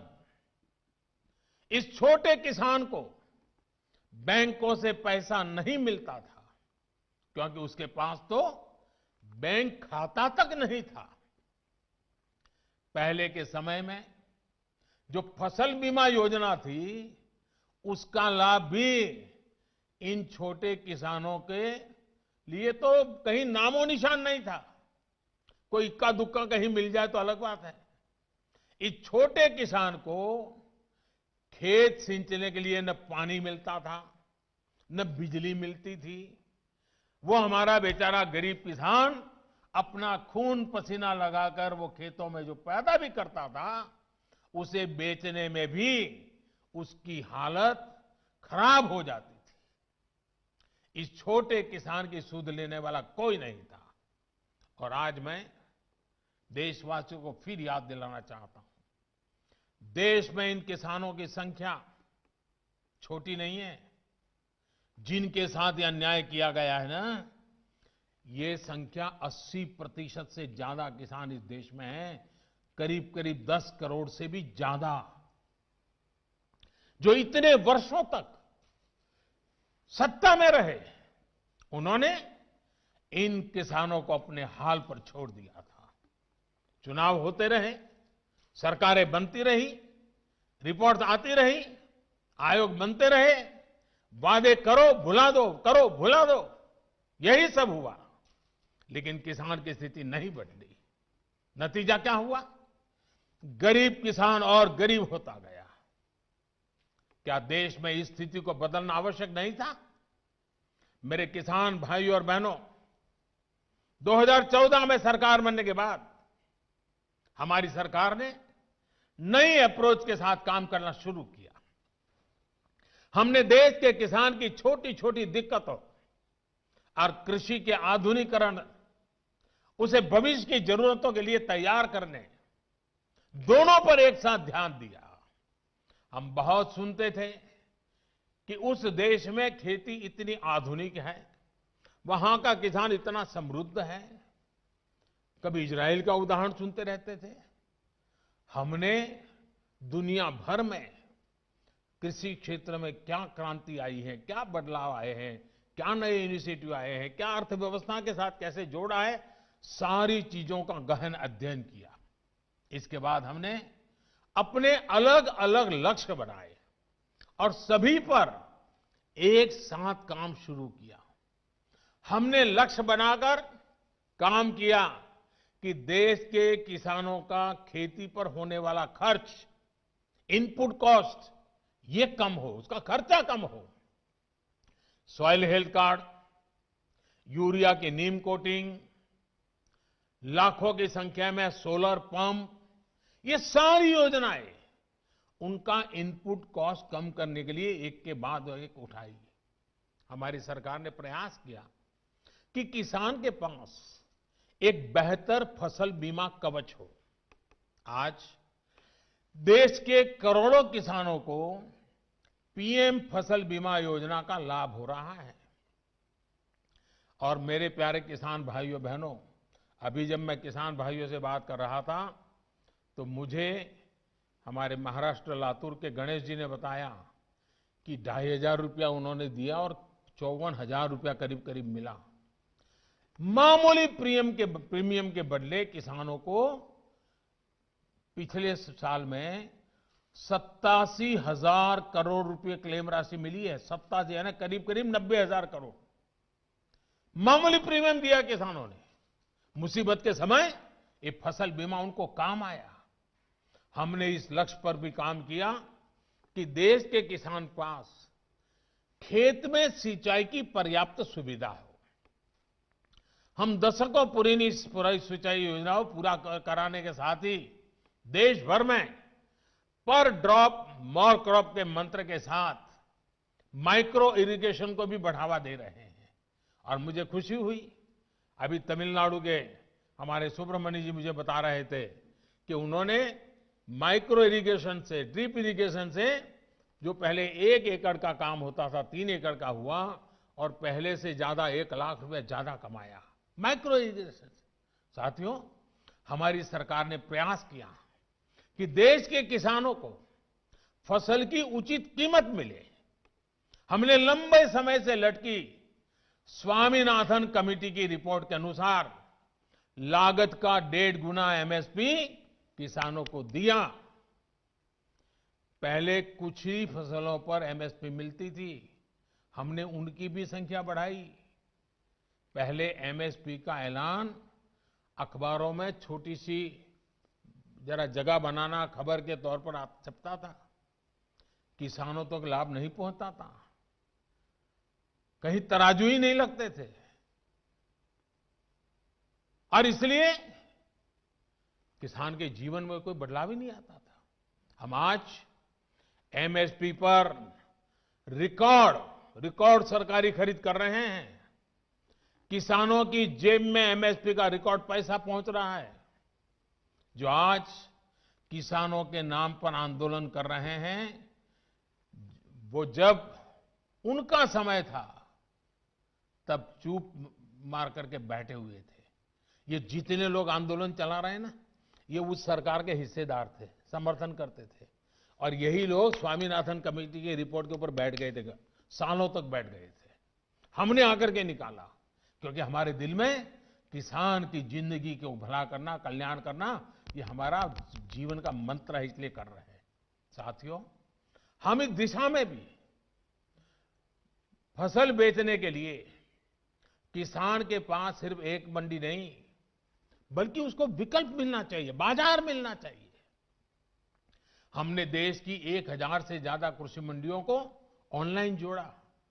इनमें भी 1 लाख करोड़ रुपए से ज्यादा का कारोबार किसानों ने कर दिया है। किसान ऑनलाइन बेचना शुरू किया है। साथियों, हमने एक और लक्ष्य बनाया कि छोटे किसानों के समूह बने, ताकि वो अपने क्षेत्र में एक सामूहिक ताकत बनकर काम करे। आज देश में 10,000 से ज्यादा किसान उत्पादक संघ एफपीओ बनाने का अभियान चल रहा है। उन्हें आर्थिक मदद दी जा रही है। अभी हम महाराजगंज के राम गुलाब जी से सुन रहे थे, 300 के करीब किसानों को इकट्ठा किया है उन्होंने, और पहले की तुलना में 1.5 गुना भाव से माल बेचना शुरू हुआ है। एफपीओ बनाया उन्होंने, वैज्ञानिक तरीके से खेती में मदद ली और आज उनको फायदा हो रहा है। साथियों, हमारे कृषि क्षेत्र की सबसे बड़ी आवश्यकता है गांव के पास ही भंडारण, कोल्ड स्टोरेज, इसकी आधुनिक सुविधा कम कीमत पर हमारे किसानों को उपलब्ध हो। हमारी सरकार ने इसे भी प्राथमिकता दी। आज देश भर में कोल्ड स्टोरेज का नेटवर्क विकसित करने के लिए सरकार करोड़ों रुपए का निवेश कर रही है। हमारी नीतियों में इस पर भी बल दिया गया है कि खेती के साथ ही किसान के पास आय बढ़ाने के दूसरे विकल्प भी हो। हमारी सरकार मछली पालन, पशुपालन, डेयरी उद्योग, मधुमक्खी पालन सभी को प्रोत्साहित कर रही है।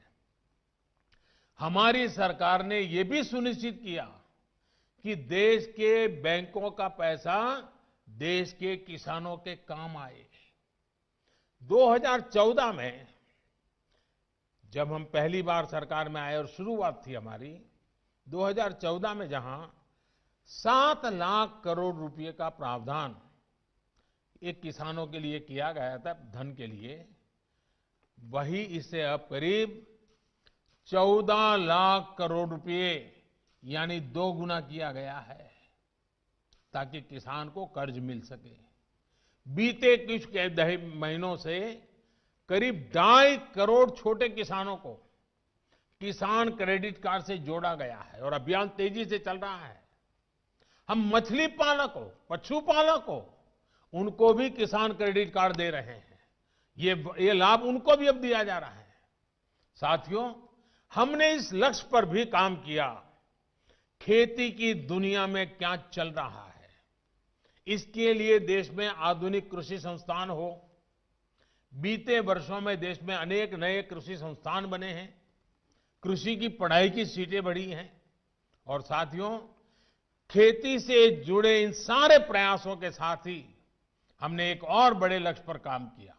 ये लक्ष्य है गांव में रहने वाले किसान का जीवन आसान हो। साथियों, आज जो किसानों के लिए इतने आंसू बहा रहे हैं, इतने बड़े बड़े बयान दे रहे हैं, बड़ा दुख दिखा रहे हैं, जब ये लोग सरकार में थे तब इन्होंने किसानों का दुख, उनकी तकलीफ दूर करने के लिए क्या किया, ये देश का किसान अच्छी तरह जानता है। आज सिर्फ खेती ही नहीं बल्कि उसके जीवन को आसान बनाने के लिए हमारी सरकार उसके दरवाजे तक पहुंची है, खेत के मेड़ तक पहुंची है। आज देश के छोटे और सीमांत किसान को अपना पक्का घर मिल रहा है, शौचालय मिल रहा है, साफ पानी का नल मिल रहा है। यही किसान है जिसे बिजली के मुफ्त कनेक्शन, गैस के मुफ्त कनेक्शन, ये बहुत बड़ा लाभ हुआ है। हर साल आयुष्मान भारत योजना के तहत 5 लाख रुपए तक के मुफ्त इलाज की सुविधा ने आज मेरे छोटे किसान के जीवन की बहुत बड़ी चिंता कम की है। 90 पैसे प्रतिदिन, यानी एक चाय से भी कम कीमत, 90 पैसे प्रतिदिन और 1 रुपया महीना के प्रीमियम पर बीमा, ये मेरे किसानों के जीवन में बहुत बड़ी ताकत है। 60 वर्ष की आयु के बाद 3,000 रुपये मासिक पेंशन, ये सुरक्षा कवच भी आज किसान के पास है। साथियों, आजकल कुछ लोग किसान की जमीन की चिंता करने का दिखावा कर रहे हैं। किसानों की जमीन हड़पने में कैसे कैसे लोगों के नाम अखबारों में चमकते रहे हैं, हम जानते हैं। ये लोग तब कहां थे जब मालिकाना दस्तावेज के अभाव में किसानों के घर और जमीन पर अवैध कब्जे हो जाते थे। गांव के छोटे और सीमांत किसानों को, खेत मजदूरों को इस अधिकार से इतने सालों तक वंचित किसने रखा? इसका जवाब इन लोगों के पास नहीं है। गांव में रहने वाले हमारे भाई बहनों के लिए ये काम आज हो रहा है। अब गांव में किसानों को उनके मकान का, जमीन का नक्शा और कानूनी दस्तावेज दिया जा रहा है। टेक्नोलॉजी की मदद से स्वामित्व योजना के बाद अब गांव के किसान को भी जमीन और घर के नाम पर बैंक से कर्ज मिलना आसान हुआ है। साथियों, बदलते समय के साथ अपनी अप्रोच का विस्तार करना भी उतना ही जरूरी है। हमें 21वीं सदी में भारत की इस कृषि को आधुनिक बनाना ही होगा और इसी का बीड़ा देश के करोड़ों किसानों ने भी उठाया है और सरकार भी उनके साथ कंधे से कंधा मिला करके आगे बढ़ने के लिए कृत संकल्प है।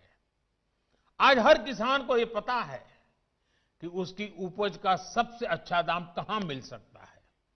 पहले क्या होता था कि अगर मंडी में बेहतर दाम नहीं मिलते थे या फिर उसकी उपज को दोयम दर्जी का बताकर खरीदने से इनकार कर दिया जाता था, तो किसान मजबूरी में औने पौने दामों पर अपनी उपज बेचने को मजबूर रहता था। इन कृषि सुधारों के जरिए हमने किसानों को बेहतर विकल्प दिए हैं। इन कानूनों के बाद आप जहां चाहे, जिसे चाहे अपनी उपज बेच सकते हैं। मेरे किसान भाइयों बहनों, मेरे इन शब्दों को आप ध्यान से सुनिए। मैं फिर से कह रहा हूं कि आप अपनी फसल को जहां चाहे आप निर्णय करके बेच सकते हैं। आपको जहां सही दाम मिले आप वहां पर उपज बेच सकते हैं। आप न्यूनतम समर्थन मूल्य यानी एमएसपी पर अपनी उपज बेचना चाहते हैं, आप उसे बेच सकते हैं। आप मंडी में अपनी उपज बेचना चाहते हैं, आप बेच सकते हैं।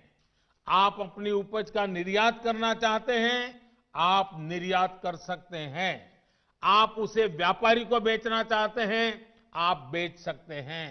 आप अपनी उपज दूसरे राज्य में बेचना चाहते हैं, आप बेच सकते हैं। आप पूरे गांव के किसानों को एफपीओ के माध्यम से इकट्ठा कर अपनी पूरी उपज को एक साथ बेचना चाहते हैं, आप बेच सकते हैं। आप बिस्किट, चिप्स, जैम, दूसरे कंज्यूमर उत्पादों की वैल्यू चेन का हिस्सा बनना चाहते हो, आप ये भी कर सकते हैं। देश के किसान को इतने अधिकार मिल रहे हैं, तो इसमें गलत क्या है?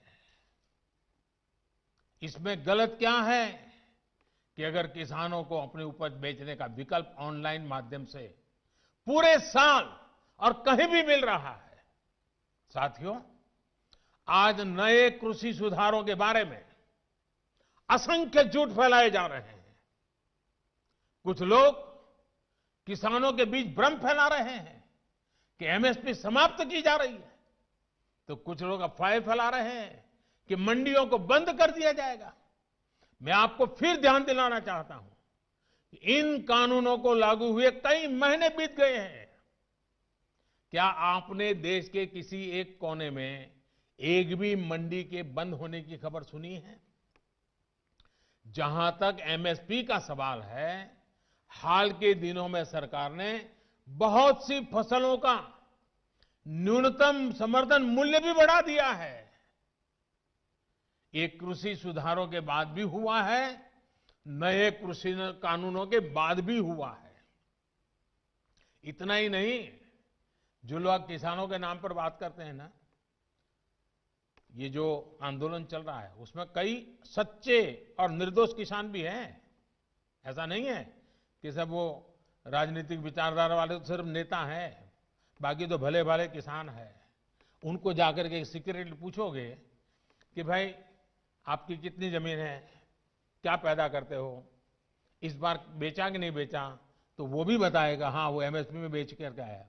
और जब एमएसपी में खरीदी चल रही थी ना, तब वो आंदोलन को उन्होंने ठंडा कर दिया था, क्योंकि उनको मालूम था कि अभी जरा किसान मंडी में जाके के माल बेच रहा है।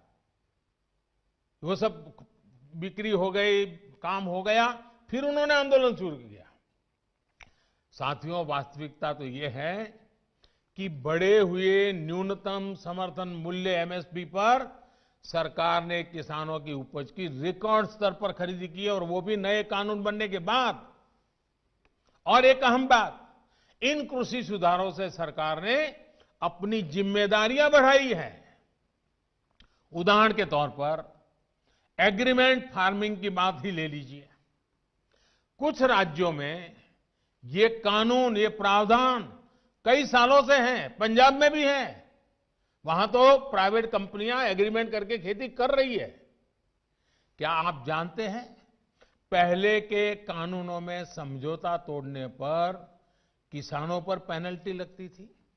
मेरे किसान भाइयों को भी ये किसी ने समझाया नहीं होगा, लेकिन हमारी सरकार ने ये सुधार किया और ये सुनिश्चित किया कि मेरे किसान भाइयों पर पेनल्टी या किसी तरह का जुर्माना नहीं लगेगा।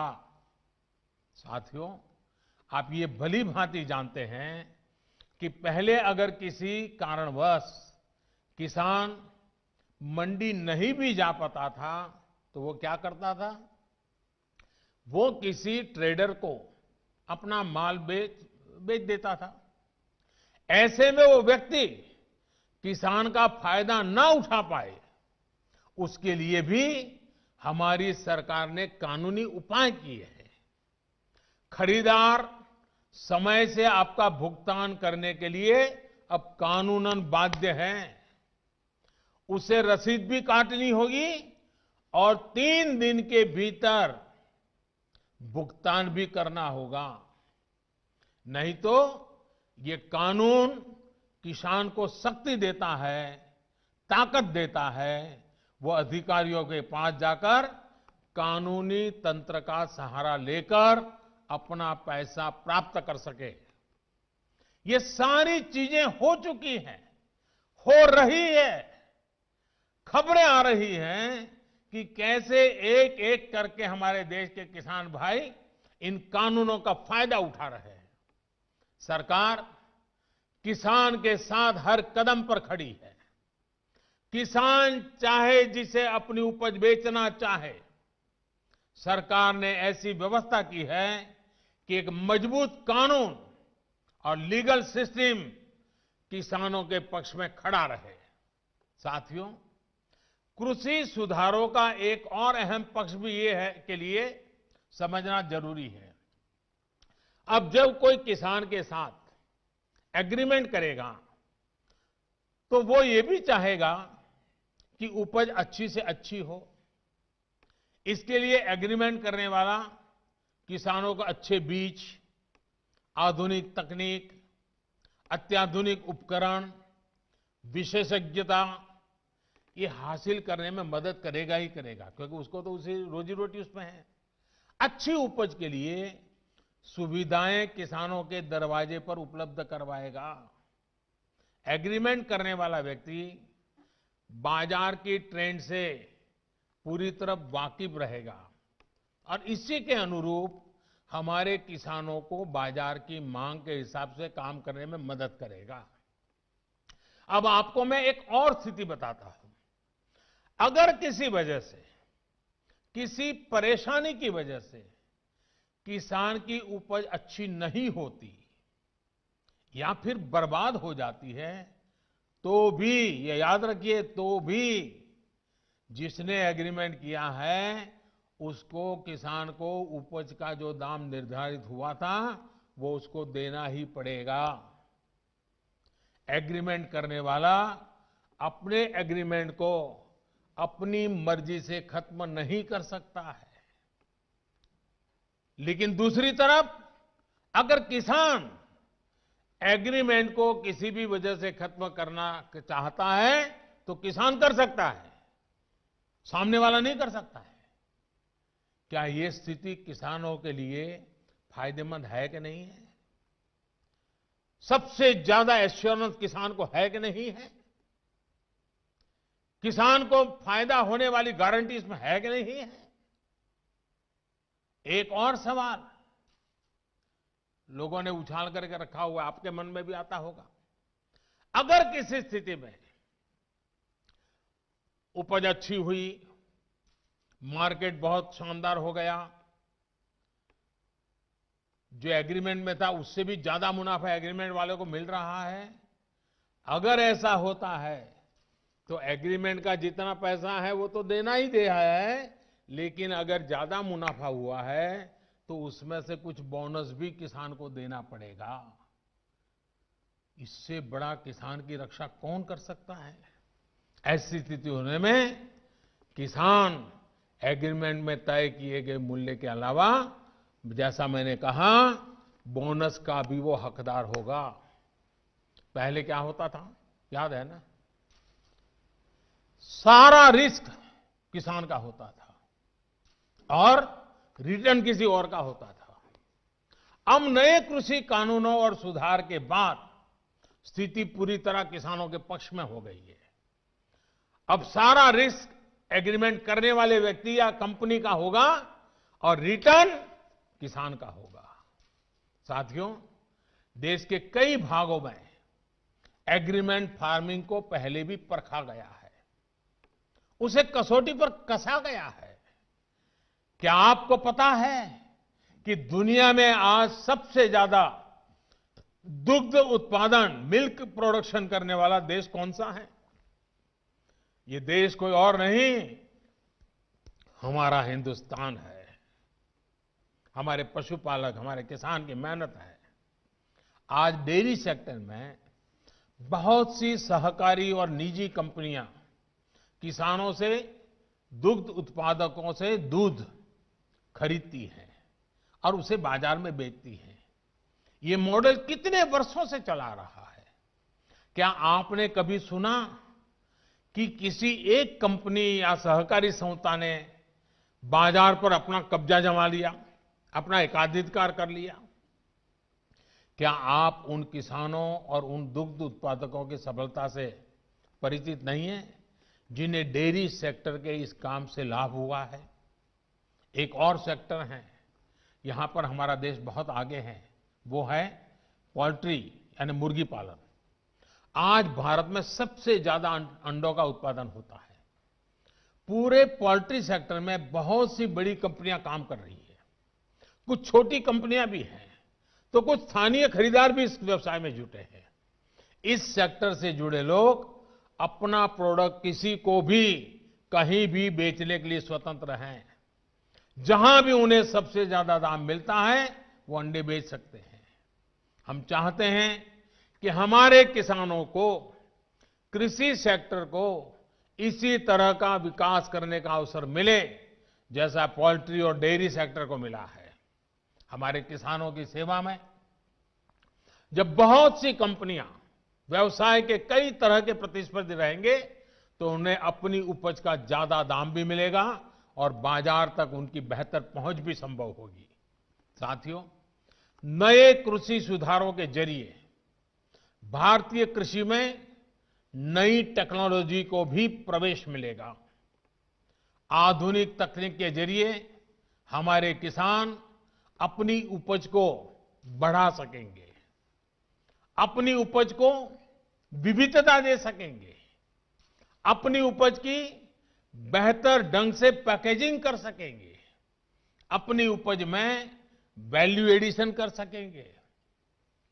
एक बार ऐसा हो गया तो हमारे किसानों की उपज की पूरी दुनिया में मांग होगी और ये मांग और लगातार बढ़ेगी।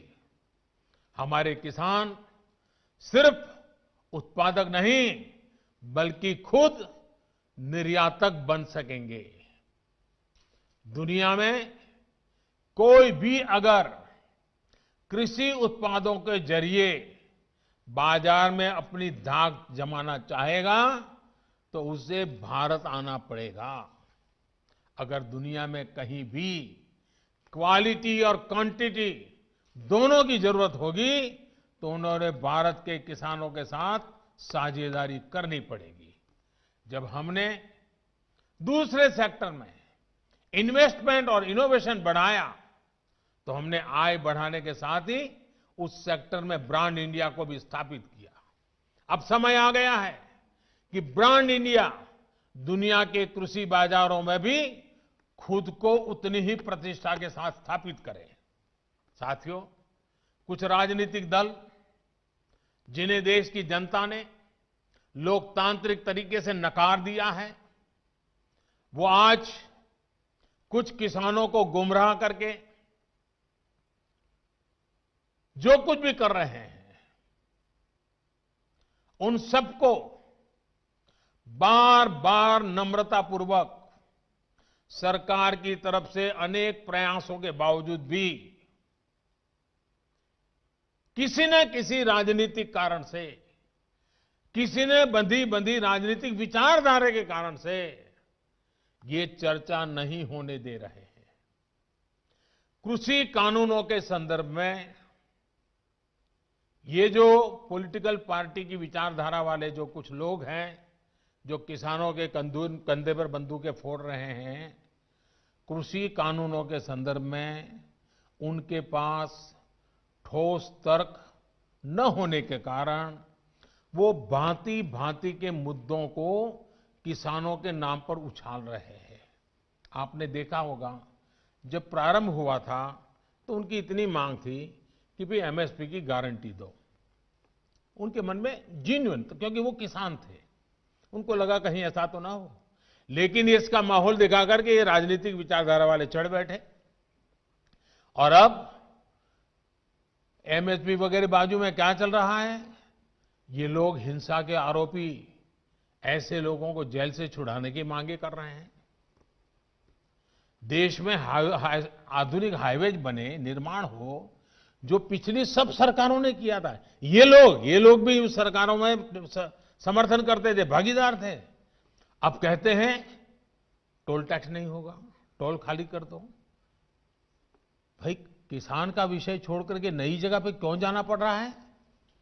जो नीतियां पहले के समय से चली आ रही है, अब ये किसान आंदोलन की आड़ में उनका भी विरोध कर रहे हैं, टोल नाकों का विरोध कर रहे हैं। साथियों, ऐसी परिस्थिति में भी देश भर के किसानों ने कृषि सुधारों का भरपूर समर्थन किया है, भरपूर स्वागत किया है। मैं सभी किसानों का आभार व्यक्त करता हूं। मैं सर झुका करके उनको प्रणाम करता हूं कि देश को आगे ले जाने के लिए देश के कोटि कोटि किसान आज इस निर्णय के साथ, हिम्मत के साथ खड़े हुए हैं। और मैं मेरे किसान भाइयों बहनों को भरोसा दिलाता हूं कि आपके विश्वास पर हम कोई आंच नहीं आने देंगे। पिछले दिनों अनेक राज्य, और ये बात समझनी होगी, अनेक राज्य, चाहे असम हो या इधर राजस्थान हो, जम्मू कश्मीर हो, ऐसे कई जगह पे पंचायतों के चुनाव हुए। इनमें प्रमुखतया ग्रामीण क्षेत्र के लोगों को ही वोट देना होता है, एक प्रकार से किसान को ही वोट देना होता है। इतना गुमराह करने वाला का खेल चलता था, इतना बड़ा आंदोलन का नाम दिया जा रहा था, हो हल्ला किया जाता था, लेकिन इसी के अगल बगल में जहां जहां चुनाव हुए हैं, उन गांवों के किसानों ने ये आंदोलन चलाने वाले जो इतने लोग थे उनको नकार दिया है, पराजित कर दिया है। ये भी एक प्रकार से उन्होंने बैलेट बॉक्स के द्वारा ये नए कानूनों को खुला समर्थन किया है। साथियों, तर्क और तथ्य के आधार पर, हर कसौटी पर हमारे ये निर्णय कसे जा सकते हैं। उसमें कोई कमी है तो उसको इंगित करना चाहिए, लोकतंत्र है। हमें सब प्रकार का भगवान ने ज्ञान दिया ऐसा दावा हमारा नहीं है, लेकिन बात तो हो। इन बातों के बावजूद भी लोकतंत्र में अटूट आस्था और श्रद्धा होने के कारण, किसानों के प्रति हमारा समर्पण होने के कारण हर समय किसानों के हर मुद्दे पर चर्चा के लिए सरकार तैयार है। समाधान के लिए हम खुला मन लेकर के चल रहे हैं। कई दल ऐसे भी हैं जो इन्हीं कृषि सुधारकारों के पक्ष में रहे हैं। उनके लिखित बयान भी हमने देखे हैं। वो आज अपनी कही बात से ही मुकर गए हैं, उनकी भाषा बदल गई है। वो राजनीतिक नेता जो किसानों को भ्रमित करने में जुटे हुए हैं, जिनकी लोकतंत्र में रत्ती भर भी श्रद्धा नहीं है, वो विश्वास ही नहीं करते डेमोक्रेसी में। दुनिया के कई देशों में उनका परिचय है लोगों को। ऐसे लोगों के जो भी उन्होंने कहा है पिछले दिनों, जिस प्रकार के अनलगढ़ आरोप लगाए हैं, जिस भाषा का प्रयोग किया है, पता नहीं कैसी कैसी इच्छाएं व्यक्त की है, मैं बोल भी नहीं सकता हूं। ये सब करने के बावजूद भी, उन सब चीजों को सहन करने के बाद भी, उसको पेट में उतार करके, मन ठंडा रख करके, उन सबको सहन करते हुए मैं आज फिर एक बार नम्रता के साथ उन लोगों को भी जो हमारे घोर विरोध करने पर तुले हुए, उनको भी कहता हूं, मैं नम्रता के साथ कहता हूं, हमारी सरकार किसान हित में उनसे भी बात करने के लिए तैयार है, लेकिन बात मुद्दों पर होगी, तर्क और तथ्यों पर होगी। साथियों, हम देश के अन्नदाता को उन्नत करने के लिए हर संभव प्रयास कर रहे हैं। जब आपकी उन्नति होगी तो पूरे राष्ट्र की उन्नति तय है। सिर्फ आत्मनिर्भर किसान ही आत्मनिर्भर भारत की नींव डाल सकता है। मेरे देश के किसानों से आग्रह है, किसी के बहकावे में ना आए, किसी के झूठ को न स्वीकारे, तर्क और तथ्य के आधार बनाकर ही सोचे विचारे। और फिर एक बार देश भर के किसानों ने खुल करके जो समर्थन दिया है, ये मेरे लिए अत्यंत संतोष और गर्व का विषय है। मैं आपका बहुत आभारी हूं।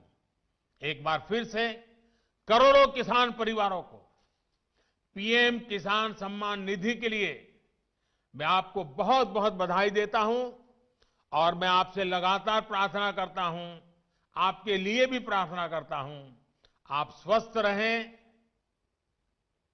आपका परिवार स्वस्थ रहे, इसी कामना के साथ आप सभी का बहुत बहुत आभार, धन्यवाद।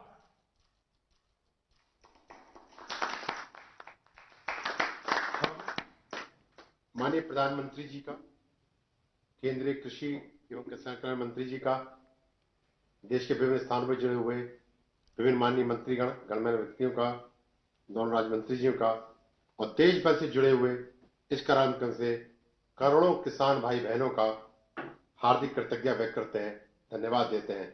नमस्कार, जय हिंद।